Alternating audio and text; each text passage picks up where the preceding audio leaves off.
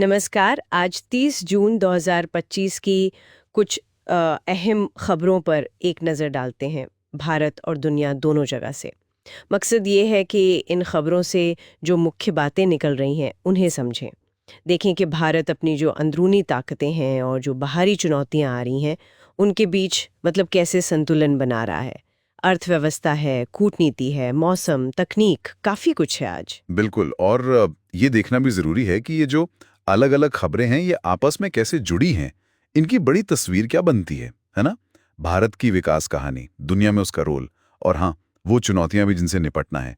चलिए शुरू करते हैं। हाँ, तो सबसे पहले अर्थव्यवस्था और मौसम, ये दोनों अक्सर साथ-साथ चलते हैं।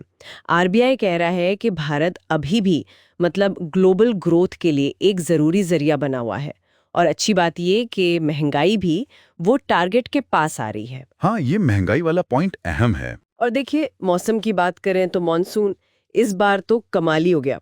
29 जून तक पूरे देश में पहुंच गया, सामान्य से हफ्ते भर पहले। और आईएमडी का अनुमान है कि जुलाई में औसत से ज्यादा बारिश हो सकती है। ये मानसून वाली खबर वाकई बहुत अच्छी है। इसका सीधा और बहुत सकारात्मक असर पड़ेगा कृषि पर।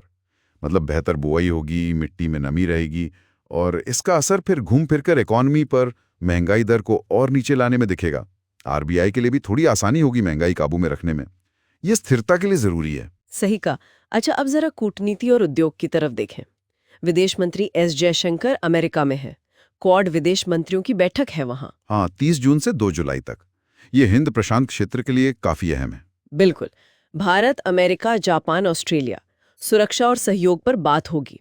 और इसी से जोड़कर देखें तो एरिक्सन जैसी कंपनियां वो भारत में अपना प्रोडक्शन बढ़ा रही हैं, टेलीकॉम एंटेना वगैरह यहीं बनाकर बाहर भेज रही हैं, मतलब निर्यात कर रही हैं। हाँ, ये दोनों बातें एक तरह से जुड़ी हुई हैं। क्वाड बैठक दिखाती है कि हिंद प्रशांत में भारत का रणनीतिक महत्व कितना बढ़ रहा है। और एरिक्सन का ये विस्तार, ये सिर्फ मेक इन इंडिया की सफलता नहीं है। ये क्वाड देशों की जो कोशिश है ना, सुरक्षित सप्लाई चेन बनाने की, उससे भी जुड़ता है। भारत एक भरोसेमंद टेक्नोलॉजी पार्टनर के तौर पर उभर रहा है। हम्म। हालांकि हमें वो एयर इंडिया 787 विमान दुर्घटना वाली जांच पर भी नजर रखनी होगी। उसके नतीजे आने वाले महीनों में पता चलेंगे। वो एक गंभीर मामला है। हाँ, बिल्कुल। विकास के साथ चुनौतियां तो रहती ही हैं। अच्छा, अब जरा विज्ञापन बाजार का रुख करते हैं। हाँ, ग्रुप एम की एक रिपोर्ट आई है, कह रही है कि 2025 में भारत का विज्ञापन बाजार वो 7% बढ़कर 1.64 लाख करोड़ तक पहुंच सकता है। 7% की बढ़त काफी है।